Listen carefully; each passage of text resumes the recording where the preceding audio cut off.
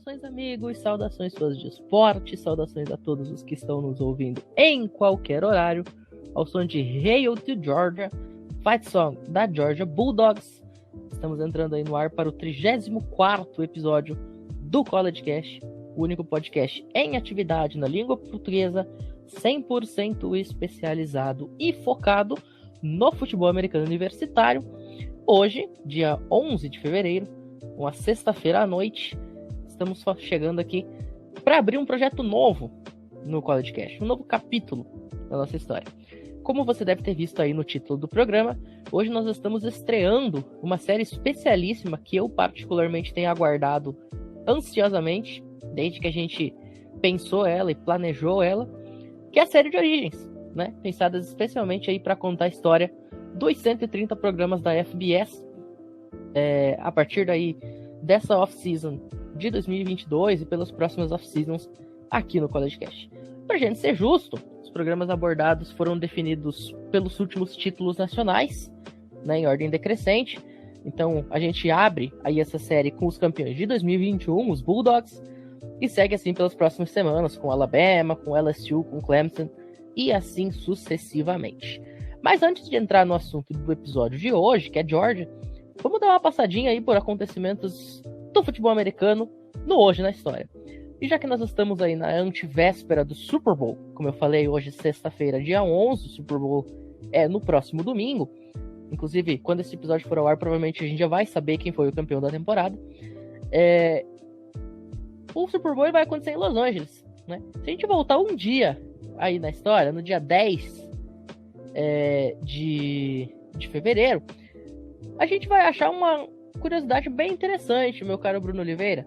Em 1961, Los Angeles perdia um de seus times, né? O Los Angeles Rams havia se mudado de Cleveland para Los Angeles aí em meados dos anos 40, e quando a AFL foi fundada, um novo time em Los Angeles nasceu, o Los Angeles Chargers, que ficou apenas uma temporada lá em LA e foi para San Diego num 10 de fevereiro. O San Diego Chargers, que duraria até poucos anos atrás e voltaria aí para Los Angeles, e hoje tem o prazer aí de sediar o Super Bowl lá no SoFi Stadium, estádio que divide com o próprio LA Rams, né? Esse é o nosso Hoje na História, portanto, a mudança de cidade do Los Angeles Chargers para San Diego Chargers, acontecendo aí cerca de 60 anos atrás. Mas agora sim, vamos falar dos Bulldogs.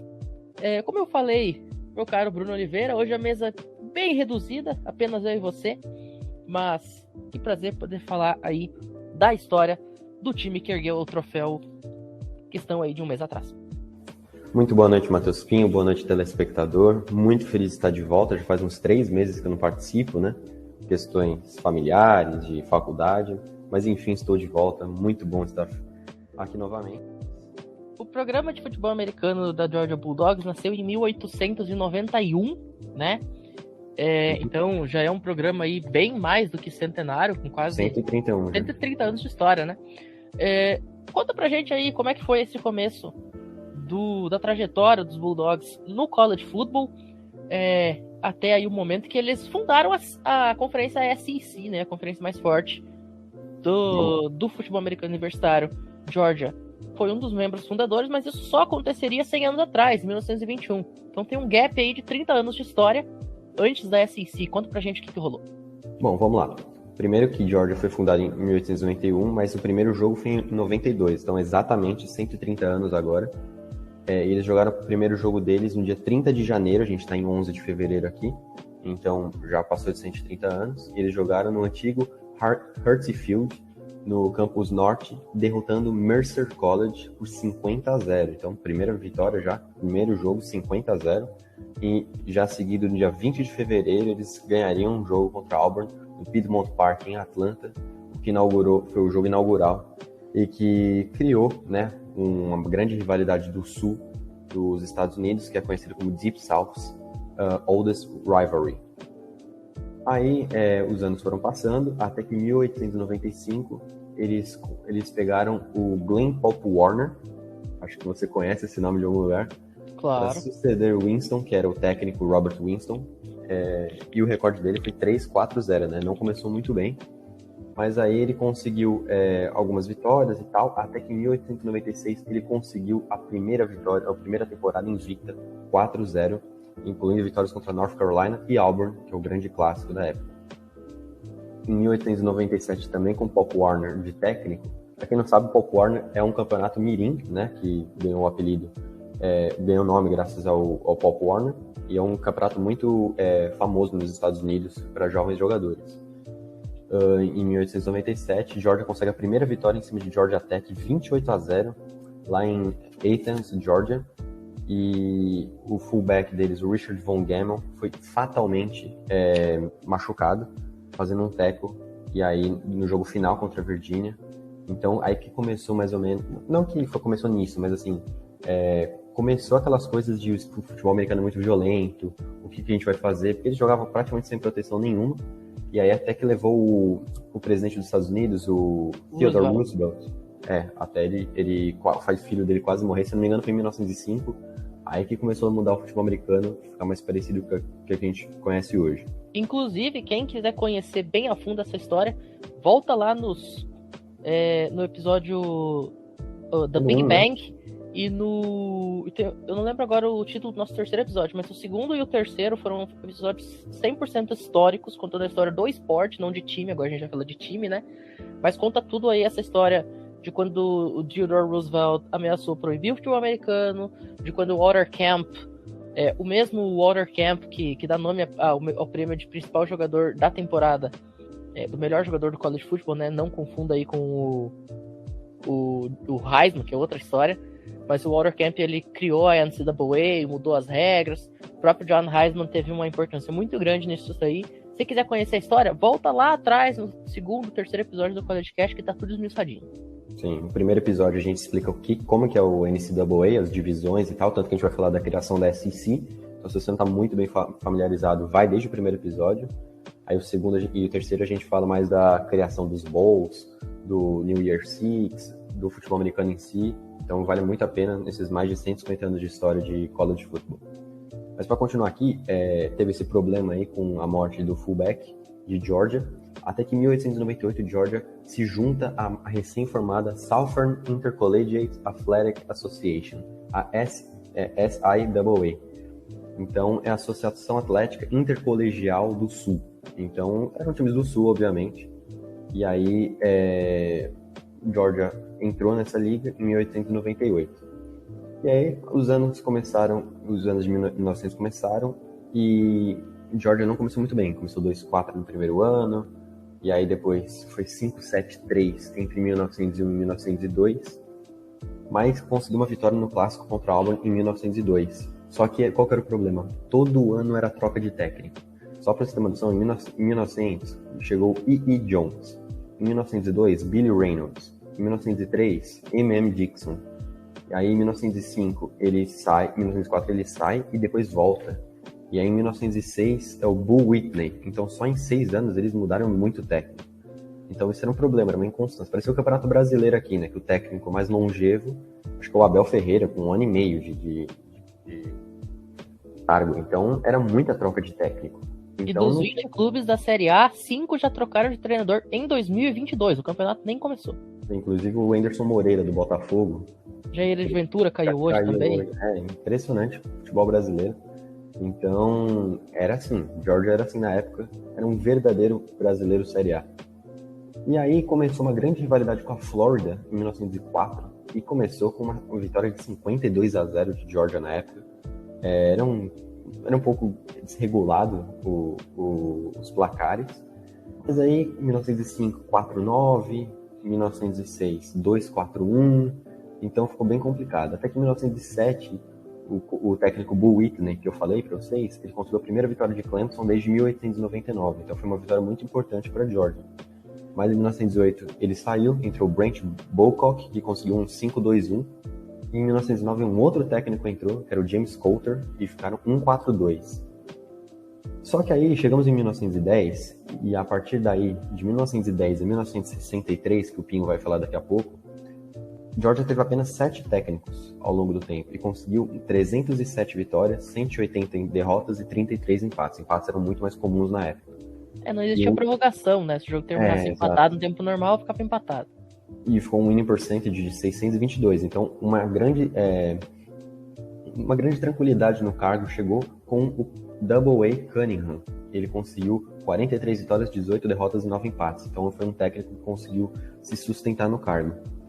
E a partir disso, Georgia, nos primeiros 2 jogos de 1910, conseguiu um placar somado de 180-0. Então, era um time avassalador no começo de 1910, um grande motivo pelo Cunningham ficar em Georgia.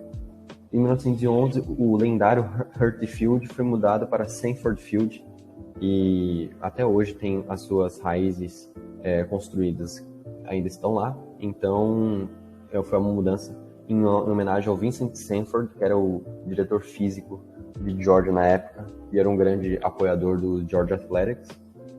E aí os anos foram passando, até que em 1917, 1918, não teve campeonato nacional por conta da Primeira Guerra Mundial. Então, deu uma balada ali nos campeonatos. E em 1916, antes disso, eles enfrentaram Sewanee, que era uma universidade muito comum na época, né? Era muito forte. E eles estavam com 55 jogos de invencibilidade em casa. E os Georgia Bulldogs conseguiram uma vitória de 7-6, graças a um touchdown de Tom Trash, que não era um lixo, e uma conversão de John Henderson. Então foi uma vitória muito impactante na época, foi muito importante para a Georgia, que também ganhou de Florida por 37-0. Então estava conseguindo entrar num momento muito bom da história do time. O Herman Stageman, ele treinou os Bulldogs por um recorde de 8-0 em 1920, quando o time foi nomeado co-campeão da SIAA, que eu já falei para vocês o que é. E a partir disso, eles foram co-campeões com Georgia Tech, e eles ficaram com o melhor recorde da conferência, então eles se nomearam os campeões nacionais. E a partir disso, liderados pelo Buck Cheese, que era um grande jogador do time, que era do backfield, eles foram primeiramente nomeados como Bulldogs, que na época não era só Georgia Football. Então Bulldogs começou a aparecer por conta da força física dos jogadores. Agora, para terminar essa primeira parte aqui minha, falando de uma nova conferência no Sul, porque a SIAA já estava meio, não digo crise, mas assim, estava em dúvida. A partir disso, eles chegaram no outono de 1920, em Atlanta, e formaram a SEC, a Southern Conference, Eastern Conference. E a partir disso, universidades como Alabama, Auburn, Clemson, Georgia, Georgia Tech, Kentucky, Maryland, Mississippi State, North Carolina, North Carolina State, Tennessee, Virginia, Virginia Tech e Washington & Lee foram as fundadoras da SEC. Em 1922 entraram mais 6 universidades como Florida, LSU, Mississippi, South Carolina, Tulane e Vanderbilt. E o primeiro ano, efetivamente, da SEC foi em 1922. E aí, na primeira regra, baniram calouros de jogar e tal, mas aí foram passando o tempo até que se tornar a maior conferência da história do college football, ou se não uma das maiores, aí com Alabama, Georgia, LSU, as últimas campeãs, assim. Então, esse começo de Georgia foi muito instável por trocas de treinadores, até que chegou um momento com o Cunningham, o Double A Cunningham, que ele conseguiu trazer uma grande paz no comando técnico de Georgia, conseguiram um campeonato nacional da SIAA, e a partir disso, Georgia começou a se tornar uma universidade muito forte dos Estados Unidos. Perfeito. Luiz Gustavo entrou aqui na reunião já enquanto o Bruno falava, então Luiz Gustavo, muito boa noite, bem-vindo ao CollegeCast mais uma vez. Boa noite, Pinho, boa noite, Bruno. E eu peço desculpa, né, por ter demorado bastante tempo para entrar, mas se tudo der certo eu já vou complementar, né, o Bruno sobre a história dessa universidade tão tradicional no college football quanto é Georgia. Não, e eu te digo uma coisa, você entrou no momento certo, porque enquanto o Bruno já estava terminando ali a parte dele, e conforme o nosso roteiro, o próximo é tua. Então, sim.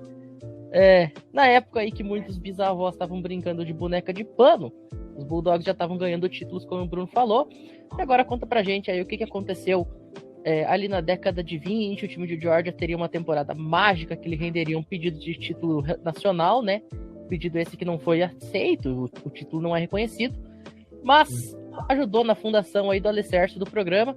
E falando em alicerce, também teve a construção do Sanford Stadium em 1928, O Bruno falou que as raízes estão no Sanford Field, mas o Sanford Stadium seria construído ali no finalzinho dos anos 20, o mesmo estádio que o time usa até hoje. Conta pra gente sobre essa década de 20.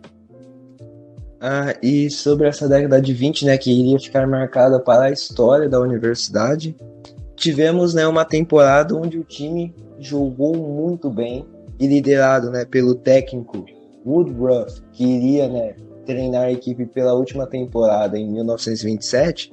Os Bulldogs conseguiram um recorde muito bom, né, de 9 vitórias e só uma derrota naquela temporada. E naquele ano o time teve 2 jogadores All-Americans, né, que é uma tradição muito antiga no college football, né, alguns os melhores jogadores do país serem escolhidos para os times All-American. E os 2 jogadores All-Americans daquele time de Georgia eram o I.M. Chick Shiver e o Tom Nash. E mais tarde, o Tom Nash se tornaria o primeiro jogador profissional de futebol americano que jogou em Georgia. Então ele entrou para a história da universidade, né, de várias formas. Só que o sucesso da universidade não parou só naquela temporada, porque em 1928, o ex-assistente técnico da equipe, né, Harry Murray, é nomeado técnico principal depois da aposentadoria do George Woodruff. O time não joga tão bem naquela temporada, né, tanto que termina aquele ano com um recorde negativo de só 4 vitórias e 5 derrotas. Mas aquela temporada foi muito importante fora de campo, né, para o time, porque naquele ano Georgia começou a construção do lendário Sanford Stadium. E para começar, né, os jogos, né, muito bem no estádio, para começar as partidas com o pé direito, o time, logo na estreia da equipe no Sanford Stadium, Georgia enfrentou os atuais campeões do college football naquela época, né, em 1929, que era Yale, que nas origens, né, do college football era uma equipe muito forte. Em 12 de outubro de 1929, Georgia venceu Yale por 15-0 na frente de um estádio que estava lotado. E uma curiosidade, os 2 touchdowns dessa partida, né, e os 15 pontos de Georgia foram marcados pelo mesmo jogador. E esse jogo ficaria marcado na história como a estreia de Georgia em um estádio que foi fundamental, né, para a história, né, do time, a história de Georgia no futebol americano universitário. Exatamente. O Sanford Stadium, que é usado até hoje, como eu falei, né? E que forma de você abrir um estádio do que vencendo Yale, que na época era o principal time do college football, até hoje é o time com mais títulos, né? Com 28 Sim. conquistas nacionais, um a mais do que Princeton. E na época que Yale era uma potência, ainda conseguiu um upset desse com um shootout, né? 15-0. Exatamente, deixando o rival fora do placar aí. Você comentou aí sobre a campanha histórica de 1927. Vamos dar uma passadinha em como foi aquela temporada, né? O primeiro título nacional, então, de Georgia Bulldogs, apesar de não ser reconhecido oficialmente pela NCAA. A NCAA coloca que o título de 1927 foi ganhado pela própria Yale, mas Georgia terminou assim, então, a temporada. No primeiro jogo, o jogo de abertura, uma vitória por 32-0 sobre a Virgínia, jogando em Athens. Aí teve essa vitória, esse upset incrível sobre Yale, lá em New Haven, por 14-10, o que fundamenta o pedido de Georgia de título nacional, né? Ter vencido Yale fora de casa, lá em Connecticut. Depois foi o principal argumento dele, né, Fábio? Isso, exatamente. Depois eles ganhariam ainda de Furman por 32-0 em casa, de Auburn jogando em Columbus por 33-3, ainda na Georgia. Só vitória dominante. Só vitória de 0, né? Tirando aí Yale e New Haven, que foi 14-10, o resto era vitória tudo sem tomar ponto, por shootout ou por poucos pontos. Shootout em Flórida também, em Jacksonville. Exato, eu ia chegar lá agora. Venceu Tulane 31-0 em New Orleans, venceu Florida em Jacksonville por 28-0, venceu Clemson por 32-0 em Athens, venceu Mercer por 26-7 e venceu Alabama Crimson Tide por 20-6, jogando em Birmingham, lá na casa dos Crimson Tide. E aí, no último jogo, jogando em Atlanta contra o maior rival, contra a Georgia Tech, uma derrota por 12-0, que custou o título nacional, né? Naquele momento o Georgia entrava nesse último jogo com recorde de 9-0. Se ganhasse, seria fatalmente reconhecida como a campeã nacional. Acabou perdendo de shootout para a Georgia Tech do John Heisman. E aí ficou sem aí o título nacional, que, como eu falei, foi para Yale, apesar de eles ter conseguido vencer Yale lá em New Haven aí durante a temporada regular. E eu ia falar, né, que na hora daquele time de 1927 tirar o 10, né, garantir o título nacional, eles perdem para o maior rival. Literalmente o 10, né? Porque eles tinham ganhado 9 jogos, esse seria o 10. Literalmente. Muito bem, mas agora vamos dar seguimento aqui, vamos avançar um pouquinho no tempo. Em 1932, meus caros, seria feita uma contratação que mudaria para sempre a forma como o futebol americano seria feito lá na região de Athens, lá no Sanford Stadium. Wally Butts. Guardem este nome. Wally Butts, ele treinou o time de 1939 a 1960. Portanto, aí, quase aí 2 décadas, mais de 2 décadas completas, na verdade, né? Mas antes disso, como a gente falou, o time já vinha aí numa crescente. Em 1927 teve esse pedido de título nacional. Os anos 30 tiveram aí algumas temporadas interessantes, né? Só que o antigo treinador, o antigo head coach, que era o Harry Mair, que foi treinador entre 28 e 37, ele acabou saindo porque foi oferecida para ele um cargo para ser head coach de Ole Miss. E aí ele achou mais interessante ir lá para Ole Miss, apesar de ter conseguido algumas vitórias importantíssimas, como a própria vitória de 15-0 sobre Yale na inauguração do Stanford Field. E aí veio o Wally Butts. Ele veio como assistente para o Joel Hunt em 38, naquela dança das cadeiras que o Bruno já comentou. Só que o Hunt acabou sendo demitido depois de um recorde de 5-4-1. E aí ele acabou indo para Wyoming e o Butts acabou sucedendo ele. E durante esse tempo que ficou como head coach, Georgia fez uma temporada magnífica em 1942, que é reconhecida como um título nacional, tá? Um título nacional chancelado pela NCAA. Já a gente vai falar aí sobre como que foi essa temporada. Enquanto que, inclusive, esse título é um título que ele é dividido com o Ohio State e com a minha Wisconsin Badgers. O último título da Wisconsin Badgers foi esse de 1942, dividido aí com o Georgia e com o Ohio State.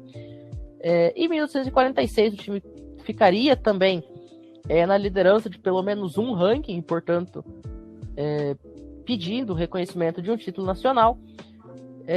Teria aí o Frank Sinkwich e o Charlie Tripp como principais nomes aí do time, né, os vencedores do Heisman e do Maxwell Award, respectivamente, no ano de 42.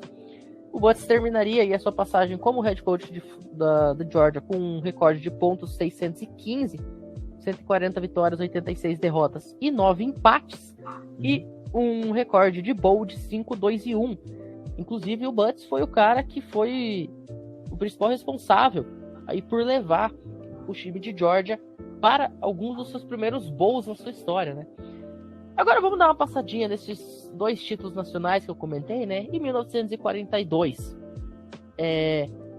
os Bulldogs estavam tentando recuperar aquela força que haviam tido 15 anos antes, né? Com o infame título de 27. E aí, liderados, como eu falei, por Frank Sinkwich, que ganharia o Heisman Trophy, e o George Porchner, e o Charlie Tripp, que ganhariam o Maxwell Award, Georgia conseguiu uma temporada magnífica, né? Acabou conseguindo aí 9 vitórias consecutivas e chegou ao número 1 do ranking e ia enfrentar Auburn, né? E aí aconteceu o pior. Novamente, Georgia acabou tendo uma derrota no último jogo da temporada, perdeu de 27-13, mas jogando no Rose Bowl, na época, que vale o adendo, o Rose Bowl era considerada a final nacional, tá? Se você jogasse no Rose Bowl e vencesse, você era reconhecido como o campeão da temporada. Georgia chegou no Rose Bowl, não tomou conhecimento de Georgia Tech, fez 34-0 e venceu o UCLA também, né? Para terminar a temporada com 11-1. E aí Georgia foi declarado como campeão nacional em 5 dos rankings reconhecidos pela NCAA. E aí, incluindo o Williamson Ranking, que era um dos mais importantes na época, e aí acabou sendo reconhecido como campeã nacional, ao lado aí, dividindo a honraria com o Ohio State e com o Wisconsin, que também tiveram títulos de acordo com alguns dos rankings, né? Mas Georgia aí acabou sendo reconhecida por 6 dos principais rankings, incluindo o ranking Williamson como campeão nacional de 42. Já em 46, depois aí da Segunda Guerra Mundial, alguns dos jogadores acabaram saindo, né? Alguns tiveram que servir na guerra, enfim, se formaram. Mas alguns voltaram. Um exemplo foi Charlie Tripp, como eu falei, ganhador do Maxwell Award de 42. Ele estava em campo também no ano de 46 e levou a Georgia, junto com seus companheiros, a um recorde perfeito na temporada regular de 10-0. Uma vitória aí por 20-10 sobre a North Carolina Tar Heels no Sugar Bowl fez Georgia subir nos rankings. Porém, Notre Dame acabou sendo declarada campeã nacional pela maioria dos polls, dos rankings, devido aí também a temporada invicta lá dos Fighting Irish. E os Bulldogs foram votados como time número 1 no ranking Williamson. Mais uma vez o ranking Williamson contribuindo para um pedido de reconhecimento de título nacional dos Bulldogs.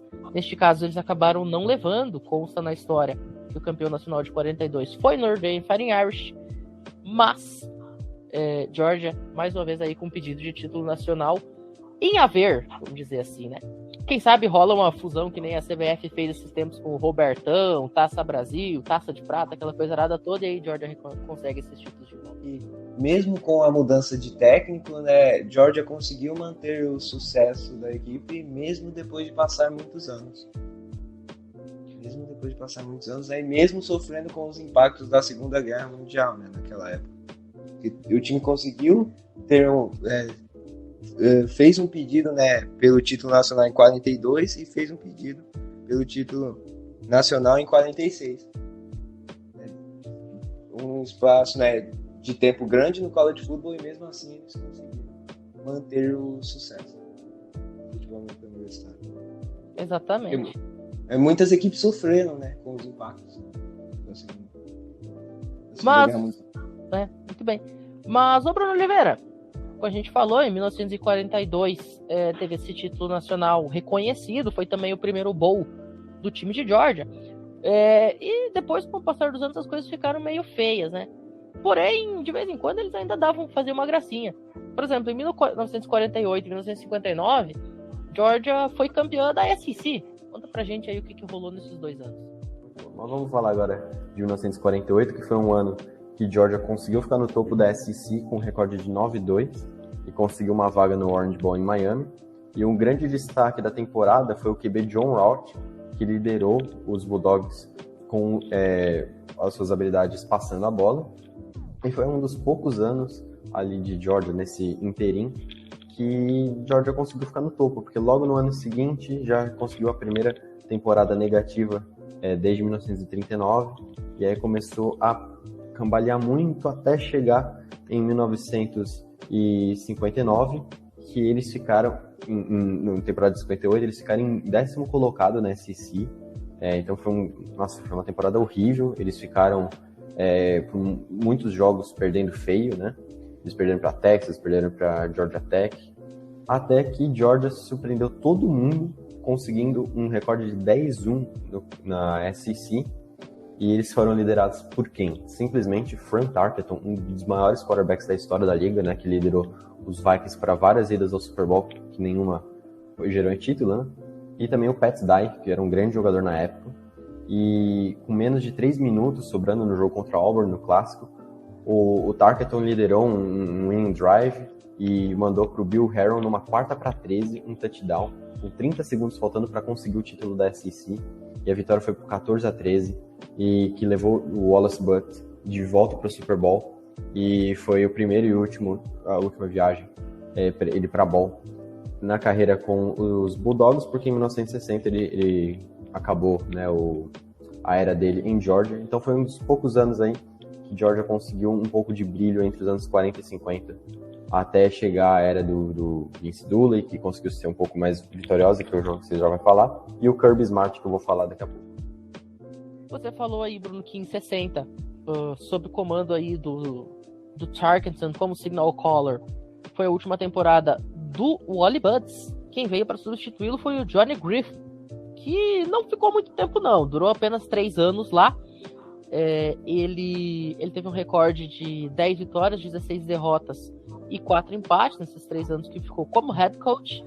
É bem verdade, conseguiu aí 2 vitórias interessantes, uma contra a Auburn em 1962, uma vitória por 30-21 e uma vitória de 31-14 sobre a Miami Hurricanes em 63, mas terminar 1-8 contra a Georgia Tech, Florida e Auburn não tem como segurar um treinador, e aí ele acabou indo embora. Quem veio para substituí-lo foi um cara que levantou a moral dos Bulldogs, que até então estava no ostracismo, deu um chacoalhão lá na região de Atlanta. O nome desse cara era Vince Dooley. Ele ficou 24 anos no comando da Georgia Bulldogs, a partir aí de 1964 até 1988, e durante o tempo que ele ficou lá, a Georgia ganhou o seu segundo título nacional consensual, o segundo título reconhecido e chancelado pela NCAA. A gente já vai falar disso.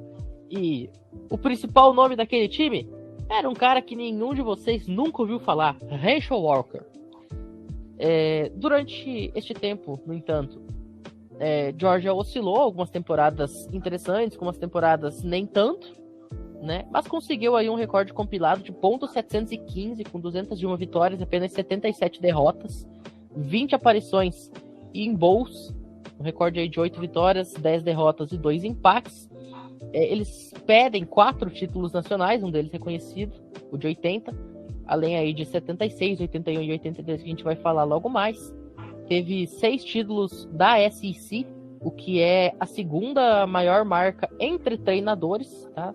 Nenhum outro, aliás, apenas um outro treinador tem mais do que 6 títulos dentro da SEC, mais do que o Vince Dooley, e por isso o Vince Dooley é considerado uma lenda lá na região de Athens. Ele que entrou pro Hall da Fama do College Football em 1997.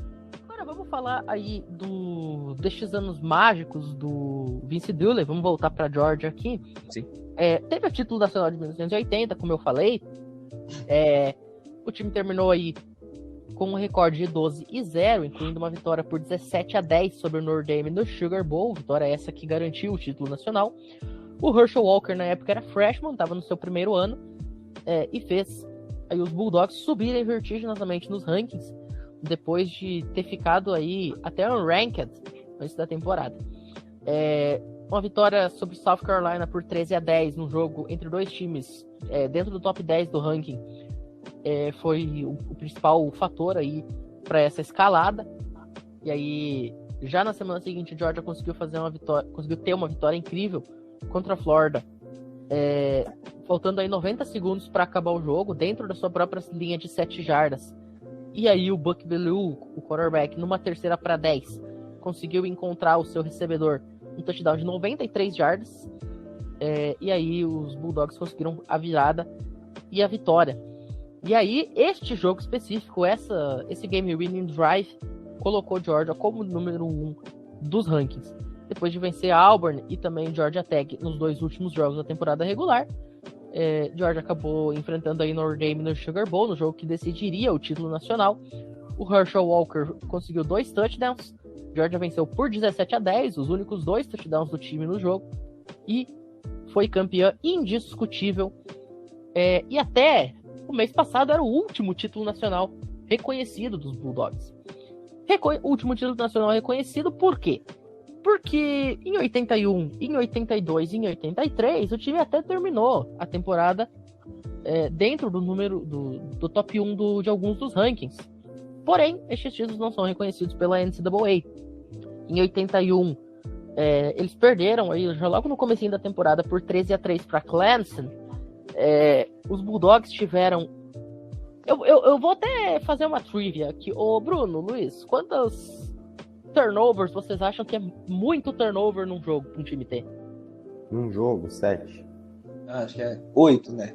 É essa média, praticamente. 7, 8. Nesse 13-3 para Clemson, Georgia conseguiu entregar a bola 9 vezes. Nossa senhora, os caras passaram manteiga na mão do jogador de Georgia pra soltar tanta bola. Fazendo mais um ou menos, né? comparativo, a gente ficou abismado com Los Angeles Rams entregando a bola 4 vezes pra Tampa. Isso. Imagina. Imagina 9. Imagina. Pois é. E aí, não tem como ganhar de um jogo que você entrega a bola 9 vezes pro seu adversário, né? Aí na sequência da temporada... Me ajuda a te ajudar, né? É o famoso me ajuda a te ajudar. Aí na sequência da temporada, a Georgia conseguiu até voltar aí pro top 2, né? Conseguiu aí vencer 8 jogos consecutivos. E iria enfrentar no Sugar Bowl o time de Pitt, podendo aí ganhar o seu segundo título nacional consecutivo, esse back-to-back. Mas nos últimos 20 segundos, um erro custou a vitória de Georgia. E aí Georgia acabou ficando aí na segunda colocação nos rankings e perdeu essa chance do back-to-back. E Pim, desculpa te falar, mas esse time de Pittsburgh, que foi, né, que estava muito bem ranqueado no começo dos anos 80, o quarterback era o Dan Marino? Era aí que eu ia chegar, cara. Este erro que eu citei, que tirou o título nacional de Georgia, nada mais foi do que um erro de marcação numa quarta descida, faltando 20 segundos pro final do jogo. E imagine a cena: 0.20 no relógio, quarta descida, Dan Marino dentro do pocket, Sugar Bowl contra o campeão nacional. O Dan Marino conecta o passe, falha da defesa de Georgia, touchdown, vitória de Pitt, e Georgia perde seu título nacional. Em 82, liderados aí por Herschel Walker mais uma vez em sua temporada agora de junior, Georgia conseguiu 11 vitórias consecutivas na temporada regular, tá? E estava, mais uma vez, como número 1 do ranking, entrando aí na Bowl Season. E eles iriam enfrentar, no Sugar Bowl, a equipe de Penn State, que estava ranqueado como time número 2. Então era, de fato, aí uma final nacional, muito embora ainda não tinha sido criada Bowl Alliance, Bowl Coalition, College Football Playoffs, aquela coisa nada toda. Só que aí Penn State conseguiu o upset 27-23 no Sugar Bowl e acabou sendo ela declarada a campeã nacional de 1982. O Herschel Walker, ele até tentou, tá? Mas ficou um pouco complicado, porque Penn State tinha naquela época fugiu agora o nome do jogador. Que foi aí o principal destaque do time nesse jogo dessa final nacional, e foi o principal fator preponderante aí para a vitória de 27-23, como eu falei, dando o título nacional lá para os Nittany Lions. Aquele time de Georgia, inclusive, era um time espetacular, tá? Porque além do Herschel Walker, tinha também o Terry Holt, que liderou a nação em interceptações na temporada. Foram 12 picks aí dele nos 12 jogos, uma média de 1 por jogo. Tinha o DL Jimmy Payne, que foi All-American. O Terry Holt também foi All-American. O Herschel Walker foi All-American. Mas esse timaço não conseguiu impedir aí a derrota. Em 83... E eu pesquisei aqui na internet, Pinho, eu acho que o jogador que você estava procurando, né, que você estava pensando, o jogador de Penn State é o Todd Blackledge, quarterback? Isso, exato. É que quando a gente fala de quarterback de Penn State é meio complicado a gente lembrar, né? Porque não tem muita tradição, né? Então, mas é isso aí mesmo, obrigado. Eu fiz esse estudo anteontem e tinha me fugido do nome. Em 83, para fechar, os Bulldogs este ano eles ganharam com uma defesa forte, né? Liderada aí por Nakobe Dean, liderada aí pelo o corner aquele, como é que é o nome? Lewis Sim. Isso. Era um time massa defensivo, né? A gente viu isso muito bem na semifinal e na final nacional contra Michigan e contra Alabama. Em 83 era algo parecido, tá? Os Bulldogs terminaram a temporada regular com 9 vitórias, 1 derrota e 1 empate, e iriam enfrentar o Texas no Cotton Bowl, tá? Lá em Dallas. Era um jogo meio que de final nacional, como eu falei, ainda não tinha sido inventada a final nacional de fato, mas era um jogo que poderia valer o título nacional. O time de Georgia era considerado underdog, e aí com 3 minutos e 22 por jogar, o time de Georgia conseguiu um touchdown que colocou o time com uma vitória, uma liderança de 10-9. E só que aí aconteceu o pior novamente, né? Georgia acabou, apesar de ter essa vitória sobre Texas, não foi suficiente para entrar na cabeça do pessoal dos rankings. Georgia entrou naquele jogo como número 4 do país. É bem verdade que Texas, que era o time número 1, perdeu, mas não foi suficiente para colocar Georgia no top 1 dos rankings. Muita reclamação, muito choro, muito isso, muito aquilo, mas não foi suficiente. Apesar aí da temporada com 10 vitórias, uma derrota e um empate, Georgia não conseguiu este título nacional. A partir daí, o time começou a dar uma caída, né? Em 84 ficou com apenas 7-4, depois em 85, 7-3-2, 8-4 em 86, e no último ano do Vince Dooley, um recorde de 9-3 e uma vitória por 34-27 sobre Michigan no Gator Bowl. Foi aí o jogo de despedida do Vince Dooley. E foi um jogo também que o tight end Trey Sadowski, que era All-American, fez um jogaço, né, uma partidaça.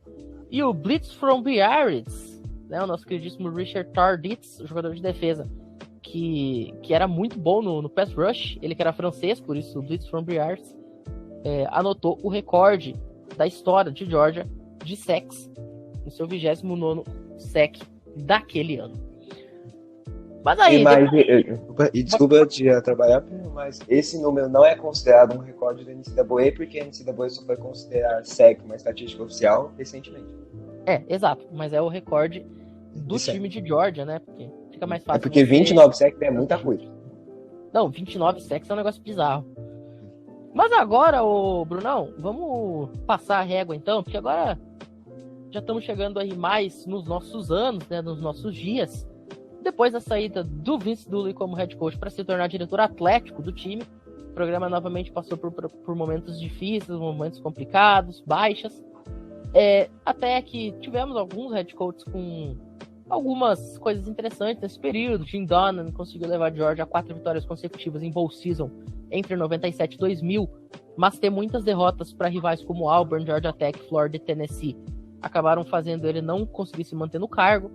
Mark Rich conseguiu alguns resultados contra estes adversários, mas não conseguia fazer o time ser contender nacionalmente. E aí, em 2015, ele saiu. E aí veio um cara que é muito inteligente, não veio? Conta pra gente quem assumiu o cargo depois do Rich, a partir aí de 1916 até os nossos dias. 2016, na verdade, né? Isso. Começando em 1916. Não, aí fica meio difícil. Não. 1917. Simplesmente o cara que treinou por 101 anos a Universidade de Georgia. Temos Kirby Smart, um dos maiores head coaches da história do Georgia Bulldogs. Ele começou a primeira temporada dele em 2017. Um fato curioso é que a gente está pegando bastante aqui do site de Georgia Football, né, as nossas informações. E a partir de 2010 para cá, se não me engano, já tem uns jornaizinhos contando melhor sobre o time, a temporada. Aí em 2017 eles fizeram uma grande campanha de 13-2. Em casa eles ficaram 6-0, fora de casa 4-1, em campo neutro 3-1. Eles acabaram 7-1 na SEC, foram campeões. Na verdade não sei se foram campeões. Mas enfim, eles chegaram na final do College Football Playoff, que já é no formato atual, né? Foi aquele jogo que eles perderam para Alabama na entrada do Tua no lugar do Jalen Hurts. E foi uma grande vitória de Alabama de 26-23. Com um touchdown na prorrogação do Devon Smith. Exatamente. Então foi um jogo, eles ganharam de Oklahoma na semifinal no Rose Bowl. Enfim, eles foram o número 3 também no... Oklahoma do Baker, não foi? Como é que é? Oklahoma do Baker, eu acho. Oklahoma do Baker. Oklahoma do Baker. 2017, né? Então. Foi o último ano dele em Oklahoma. E depois já foi pro draft. E quem que eles tinham no elenco de jogo que foram jogadores da semana? Além do Lorenzo Carter, que eu já falei, os jogadores que eu já falei, não vou repetir. Tinha o Jake Fromm de quarterback. Um Jake Fromm. Grande Jake Fromm. Não foi campeão do College Football. E agora foi campeão com o Stetson Bennett, que também não é um grande quarterback. Mas eu vou falar daqui a pouquinho. Enfim, essa foi a temporada de 2017, foi a primeira do Kirby Smart, então foi uma temporada muito boa. Eles conseguiram chegar, foram vice-campeões e estavam na sina, porque o Atlanta Falcons, eles tinham acabado de perder o Super Bowl. Foi no mesmo... Quanto que foi esse Super Bowl mesmo? Não lembro. 34-28, não é? Tá. Enfim. Do tão famoso 28-3.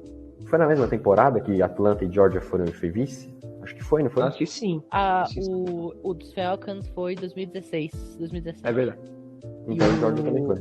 E os Bulldogs foi 2017, 2018. É verdade. Verdade. Tinha essa diferença. Um ano de diferença. Enfim, chegamos em 2018. Um recorde agora de 11-3, né? O time não foi tão bem quanto eles foram, mas eles estavam 11-1 na temporada regular e foram de novo pro SEC Championship Game. E aí eles perderam, e depois perderam no College Football Semifinal. E a partir disso, você tem outros jogadores que foram ao SEC. O Andrew Thomas, que o Luiz já falou, que ele é dos Giants. O Lamont Gaillard, esse eu confesso que eu não conheço, um center. O DeAndre Baker. O DeAndre Swift, que é dos Lions. Jonathan Ledbetter, que é um DL, que eu confesso que eu também não conheço. O Rodrigo Blankenship, que é o kicker dos Colts. É meio brasileiro, né? Meio brasileiro. Sangue brasileiro. Torcedor do Náutico. O cara torce pro Náutico, é muito aleatório. Nicole Harmon e o DeAndre Walker. Gosta de DeAndre esse time? DeAndre Walker, que eu também não Tem conheço. preferência por DeAndre. DeAndre Baker, o Swift e DeAndre Walker, um linebacker. Enfim, foi uma temporada que eles não conseguiram chegar na final de novo. Enfim, agora vamos para 2019, né? Aqui o jornal tá um pouco mais longo, então não posso ler tanto. Mas enfim, foi uma temporada que Georgia também não conseguiu avançar muito. A gente não conseguiu chegar na final da conferência. E porque foi o ano de quem? De LSU, que foi vencido por Joe Burrow. Aquele furacão de LSU, né? Joe Burrow. Furacão de LSU, um timaço.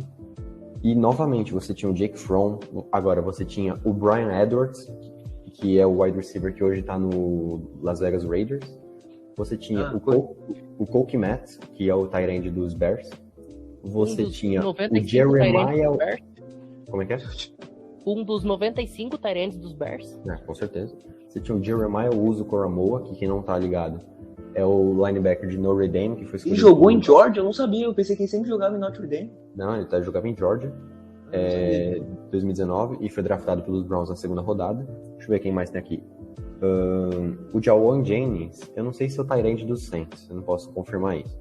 Mas o Ian Book também era quarterback de Georgia. E que foi para Notre Dame, que nem... Perdão, amigos, perdão. É que aqui tá o jogo, no Notre Dame. Eu percebi um ND aqui do lado e falei, o Ian Book jogou em Georgia? Não, era o ND, então ignore o Jeremiah Uzu-Koramoah, perdão. Mas enfim, temos os jogadores aqui. O resto tava certo, né? Tem o DeAndre Swift ainda, que foi o último ano antes dele ir pro draft. E aí você já tinha uns jogadores que não eram tão impactantes que nem, se eu falar. Lawrence Cager, provavelmente você não conhece. O Jake Camarda. Acho que foi pro draft agora, mas também não é um jogador... o Jake Camarda foi pro draft agora. Então. Aí você tem o LeCounting, você tem o Webb. Então não são jogadores muito conhecidos atualmente. Então por isso que Georgia também não foi um time que conseguiu ir pra frente. Mas você já tinha o Nakobe Dean, que é o linebacker que vai pro draft agora. Você tem o George Pickens, que eu já falei pra vocês, que também vai pro draft agora. Então são jogadores que estavam começando a surgir. Então o Kirby Smart começou a montar um pouco... Eu sei que o George Pickens é um wide receiver, tá? Mas começou a montar um pouco a defesa, começando a recrutar, por exemplo, o Nakobe Dean, um jogador muito importante, que foi muito importante para essa última temporada de Georgia. Mas eu vou falar daqui a pouco. E o Smart já estava potencializando o seu maior ponto positivo, né? Que é a defesa. Já que não... Com certeza, que eu vou falar agora, porque 2020 foi o ano da pandemia, né? Então não tem muita coisa para falar. Eles terminaram 8-2 na temporada, não foram para a SEC Championship, porque foi aquele jogaço entre Alabama e Flórida, que foi 52-46, se não me engano. Que foi o Najee Harris destruiu naquele jogo. Aquele tiroteio maravilhoso. Exatamente. Aqui eu já tenho o time completo, tá? Não cometeria essa outra gafe. Mas assim, no jogo corrido, você tinha já o Zamir White, você tinha o James Cook, que são os running backs do time atual. Você já tinha o Stetson Bennett, o JT Daniels também. No corpo de recebedores, você já tinha o George Pickens, como eu já tinha falado. O Jermaine Burton, que também é um wide receiver que provavelmente vai para esse draft. Não, e o Jermaine Burton vai jogar mais uma temporada no college porque ele se transferiu para Alabama. É verdade. Então, que nem eu acho um bom wide receiver. Ele ficou com 404 jardas recebidas e 3 touchdowns, então um jogador importante. E para completar, já tinha alguns jogadores na defesa, como o Eric Stokes, que foi para o Green Bay Packers, e o Tyson Campbell, que foi para o Jacksonville Jaguars, isso. O Stokes na 29 e o Campbell na 33. E também o Monty Rice, que é o linebacker. Não sei se ele foi para Denver, não lembro agora. Mas ele era um linebacker muito importante. Teve um ou outro problema de lesão, mas ele era um jogador muito importante. Eu fui falando dos jogadores um pouco diferente aqui, porque a gente já estava falando um pouco da montagem do time de 2021. Querendo ou não, eu só estou falando mais do Kirby Smart, porque ele foi campeão, né? Claro que é um técnico importante, mas esse time foi campeão e é o motivo da gente estar falando de Georgia hoje. Eles foram campeões em cima de Alabama, eles ficaram por um bom tempo como líderes do ranking, né? Ficaram em primeiro. E, Pinho, você me lembra pra quem que eles perderam na temporada regular? Agora fugiu da memória. Foi Alabama, não foi? Eles chegaram invictos. Não, eles chegaram invictos na... É verdade. Eles eram final de conferência. Eles eram número 1, perderam pra Alabama, caíram pra 3. E aí ficou Alabama 1, Michigan 2, Georgia 3 e Cincinnati 4. E a partir disso, eles montaram uma defesa muito sólida, com jogadores como Jordan Davis, o Trayvon Walker, o Nakobe Dean. Você tinha também o Lewis Sine, de safety. Quem mais que você tinha? O Quay Walker. Também tem o freshman, né, o cornerback, o Kelly Ringo, que conseguiu a pick six. Sim, o Darian Kendrick também. Então são jogadores que impactaram muito na equipe de Georgia. Com certeza eu estou esquecendo alguém aqui, mas são tantos jogadores e todos esses jogadores têm potencial de segunda rodada ou primeira rodada. Principalmente o Jordan Davis, que provavelmente é o primeiro a sair. Então o Georgia conseguiu montar uma defesa muito sólida, embora o ataque tenha sofrido com a lesão do George Pickens, que rompeu o ACL no fim da temporada de 2020. Ele só foi jogar no fim da temporada 21 e ele conseguiu uma recepção sensacional contra a Alabama. Você tem o Zamir White e o James Cook, que lideraram o corpo de running backs. Se eu não me engano, eu tinha falado de Georgia na preview da SEC, no começo da temporada passada, eu tinha falado do corpo de running backs, que é muito importante. E a gente estava falando dos quarterbacks como o JT Daniels, mas na verdade quem jogou mais foi o Stetson Bennett no meio da temporada. Então foi assim que Georgia conseguiu montar o time, com um ataque que conseguia correr bem com a bola, porque você estava sem o George Pickens e o quarterback limitado. Você tinha o Jermaine Burton, mas assim, o jogo aéreo não funcionava tanto, então era baseado no jogo corrido e numa defesa muito forte. A gente até falava estatística durante a temporada, já o 15º milésimo jogo que Georgia cede menos de 15 pontos. Então foi assim que a gente ficou se surpreendendo cada vez mais com a defesa de Georgia, e a derrota para Alabama na final da SEC foi muito impactante, porque foi um vareio de Alabama. E isso levou... Ainda mais do jeito que foi, né? Ainda mais do jeito que foi. E mesmo eles perdendo o John Match, se eu não me engano, no meio do jogo. Então, a partir disso, Georgia começou, do nada, por causa daquele jogo, virou uma completa zebra, até mesmo contra Michigan, que era um jogo mais parelho. Georgia trucidou Michigan naquele jogo, se não me engano foi 34-11, então foi um placar muito elástico, e chegou na final do campeonato nacional contra a Alabama, que foi, o que eu falei, uma zebra. A Alabama estava até com 14 pontos de vantagem, não lembro se nem tinha perdido com essa vantagem. E aí, Georgia consegue, foi um jogo maravilhoso, foi um dos melhores jogos de final de college football nos últimos tempos. E a partir disso, Georgia consegue a vitória com uma interceptação no fim do jogo e virou um pick six no fim do jogo, que foi 33-18. E foi um jogo maravilhoso, principalmente do Lewis Sine, foi um jogador que a partir desse jogo me fez mudar os olhos, principalmente para ele. Foi uma partida sensacional. Acho que foi o MVP da partida, né? Eu acho que ele foi o MVP da partida, como safety, né? Que é algo um pouco incomum. E aí, tudo bem, a Alabama perdeu o Jameson Williams, mas mesmo assim foi um jogo apavorante. O Bryce Young viu fantasmas, na minha opinião. Ele perdeu completamente no jogo por conta da pressão, que foi algo que eles não tinham conseguido na final da SEC. Mas é isso, cara. O Kirby Smart conseguiu finalmente o título. Eles estavam, 40 anos sem ganhar. E foi uma vitória que com certeza vai mudar a história de Georgia. O único problema que o Luiz falou, o Kirby Smart é um técnico que não consegue desenvolver muito o quarterback, mas com uma defesa dessas, o impacto para essa temporada agora vai ser grande, porque eles vão perder 70% da defesa. Mas mesmo assim... também tivemos, desculpa te atrapalhar, mas também tivemos uma grata surpresa no jogo aéreo de Georgia, que mesmo não se destacando muito, tivemos o surgimento do true freshman Brock Bowers. A gente cobriu toda a história aqui de Georgia, falamos agora do título nacional, que é muito impactante. E com certeza a gente vai ver esses jogadores, principalmente desse título, brilhar na NFL, principalmente na parte da defesa. Muito bem. Quanta história bacana tem os Bulldogs, hein? Mas, gente, não é só no futebol americano que esse time é vencedor, não, viu? O Georgia tem conquista na NCAA também no beisebol em 1990, quando os Bulldogs tiveram um recorde de 18-9 na temporada regular, bateram o Mississippi State. Além da então número 1 Stanford, numa série de 3 jogos, foram campeões nacionais contra a própria Oklahoma State Cowboys.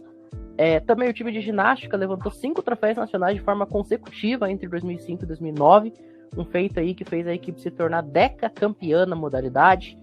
Outro esporte powerhouse da faculdade é o hipismo, né? Os Bulldogs têm 7 títulos nacionais, sendo o último deles exatamente o do ano passado. O golfe já deu alegrias também, em 99 e em 2005, o título masculino foi para Eatons, enquanto que em 2001 foi a vez das mulheres comemorarem. Na natação e nos esportes de nado, os Bulldogs também não fazem muito feio não, viu? Teve um tricampeonato consecutivo entre 1999 e 2001, além aí de 3 conquistas num período de 4 anos entre 2013 e 2016, além aí de um outro título de 2005, que fizeram Georgia colecionar 7 troféus nacionais nessas modalidades. Nas competições por equipes do tênis, mais 14 canecos, 8 no masculino e 6 no feminino. E o ano de 2018 foi mágico no atletismo, com uma dobradinha. Tanto o masculino quanto o feminino de Georgia foram campeões nacionais no atletismo. No total, 47 oportunidades foram os Bulldogs que estiveram no lugar mais alto do pódio no esporte estudantil, provando a força do departamento atlético aí desta universidade. E para encerrar o programa agora, logicamente, a gente fecha aí com Glory Glory Fight Song da Georgia Bulldogs, campeãs nacionais do futebol americano de 2021, um time com tanta tradição no cenário esportivo. Para todo mundo, uma excelente manhã, tarde, noite, madrugada, quando você estiver ouvindo isso aqui. Muito obrigado e até a próxima.